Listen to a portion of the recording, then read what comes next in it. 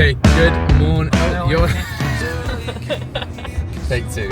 Good morning, folks. It is Saturday morning. We've got our coffee from our other local coffee shop, Crumbs, and welcome to a weekend of training. So when it comes to training for London Marathon, every weekend is 2 runs. It's a 5k on the Saturday, which could be a park run, but I think I've just missed it. And then tomorrow will be the long run of the week. So that is pretty much what I'll be doing this weekend. There they go. There they are. There they are. That is the park run. Oh no, Andy was supposed to be on. I'm going to be running into all of that. You really f***ed this. Oh, fuck.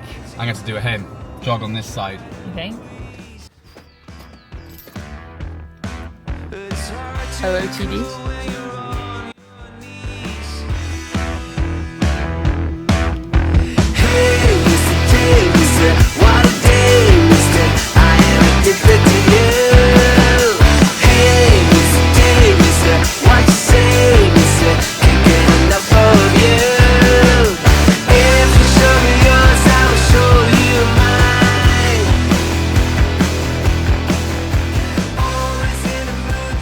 So that is this morning's run done. 5k as I mentioned, 5:43 kilometer average pace, so 28 minutes 39 seconds, which is a bit quicker than I probably should be doing it, but my heart rate was at 140 beats per minute average, so I kind of went more by heart rate than the actual pace I should have been holding, which according to the plan is a 6-minute pace, so yeah, a little bit quicker. But I am a kind of a big fan of using the Maffetone method with the heart rate side of things, so if for some of these sessions my heart rate is in a good place and I'm going quicker than what the pace says I should be, then I don't see a problem with that, to be honest. So that is today's run.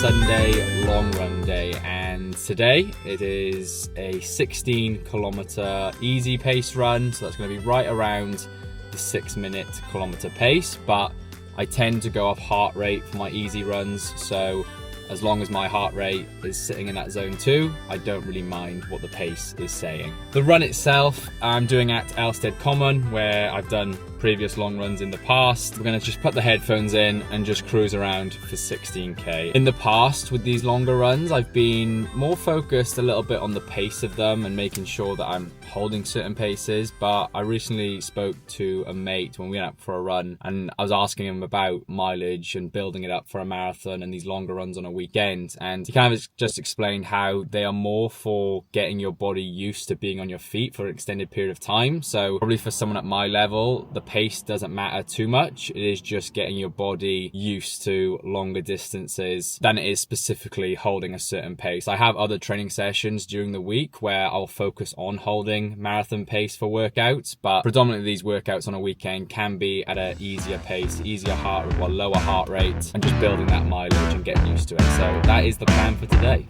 So you came here 'cause you wanna be a star. Rolling into town in your daddy's old car. Cruising down the street like a rolling stone.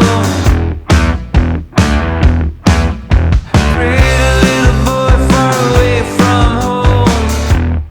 Okay, that is this morning's run complete. It ended up being 17k as I completely misjudged the route. So yeah, instead of walking back to the car at 16k, I thought I'd just run to the car. Average pace of a 5:42 kilometer average, and average heart rate was 144 beats per minute. So pretty spot on to where I want to be. The thing I was most happy about was just the consistency of splits at that heart rate. So apart from the first kilometer where I went out a bit quick, every other kilometer after that was pretty much there or thereabouts around the same pace. So really happy with that.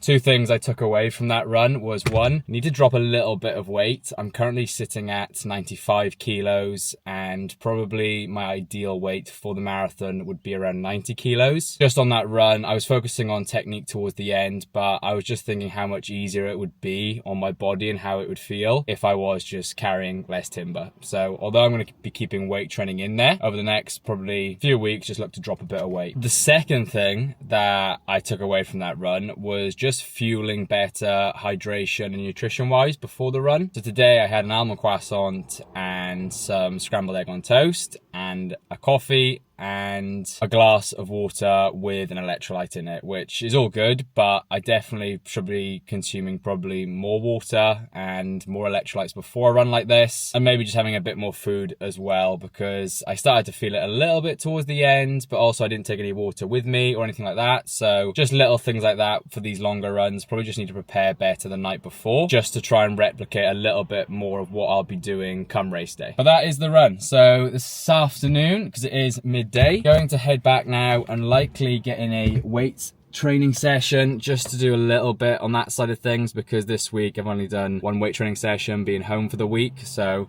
yeah, want to start getting back into weight training. But that is today's run.